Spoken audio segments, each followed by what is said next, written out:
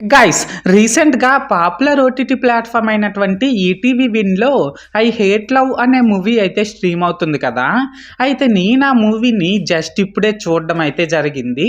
So, ఈ వీడియోలో మనం ఏంటంటే అసలు ఆ మూవీ ఎలా ఉంది, ఏంటి అనేది డిస్కస్ చేద్దాం. ఓకేనా? Let's go. అయితే ఇక్కడ ఫస్ట్ ఆఫ్ ఆల్ స్పాయిలర్స్ లేకుండా బేసిక్ స్టోరీ లైన్ ఏంటి అనే విషయానికి వచ్చినట్లయితే గైస్, లవ్ అన్న అమ్మాయిలన్న అస్సలు ఇంట్రెస్ట్ లేని రాంబాబు అనే అబ్బాయి సీత అనే అమ్మాయిని లవ్ చేస్తాడు. కానీ ఇక్కడ ఏంటంటే రాంబాబు ఫ్యామిలీకి అండ్ సీత ఫ్యామిలీకి అస్సలు పడదన్నమాట. అయితే ఇక్కడ ఏంటంటే గైస్, ఫైనల్గా రాంబాబు సీత లవ్ స్టోరీ ఏమైంది అండ్ రాంబాబుకి అమ్మాయిలన్న లవ్ అన్న ఎందుకు ఇంట్రెస్ట్ ఉండదు అనేది మనమైతే మూవీలో చూడాల్సి ఉంటుందన్నమాట. సో మొత్తానికి అర్థమైంది కదా స్టోరీ లైన్ ఏంటి అనేది. అయితే ఇప్పుడు ఈ మూవీ ఎలా ఉంది అనే విషయానికి వచ్చినట్లయితే గైస్, విలేజ్ బ్యాక్డ్రాప్లో వచ్చిన ఈ movie just one time watchable movie అనమాట. అండ్ ఇప్పుడు ఇందులో ప్లస్ పాయింట్స్ ఏంటంటే హీరో హీరోయిన్ల మధ్య వచ్చే లవ్ స్టోరీ, వీళ్ళిద్దరు ఫోటో ఒకటి సోషల్ మీడియాలో వైరల్ అవ్వడం అండ్ హీరో పడే చిన్న చిన్న గొడవలు, ఇలాంటి సీన్స్ అన్నింటితో ఫస్ట్ హాఫ్ అంతా కూడా సరదాగానే సాగిపోతుంది. అండ్ ఈ మూవీ విలేజ్ బ్యాక్డ్రాప్లో రావడం వల్ల ఇందులో పెద్దగా స్టోరీ అని లేకపోయినా సరే ఆ న్యాచురల్ లొకేషన్స్ అండ్ అక్కడక్కడ వచ్చే పల్లెటూరు టైప్ ఆఫ్ కామెడీ ఇవన్నీ కూడా చాలా బాగున్నాయి అన్నమాట.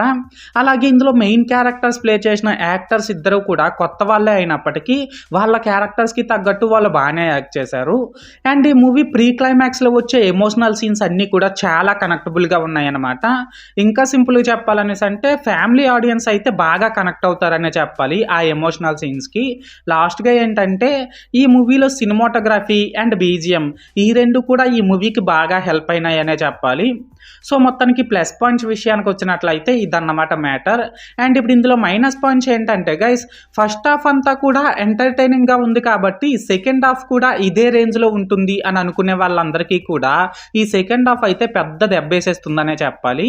ఎందుకనేసి అంటే ఈ సెకండ్ హాఫ్ అంతా కూడా చాలా స్లో నెరేషన్తో అండ్ ప్రిడిక్టబుల్ సీన్స్తో చాలా బోరింగ్గా ఉంటుందన్నమాట.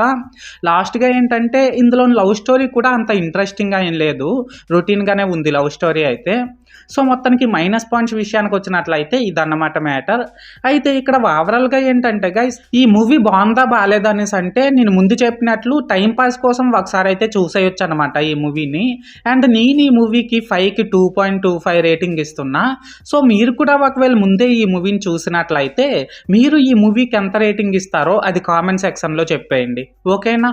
This is Lokesh signing out. జై హింద్.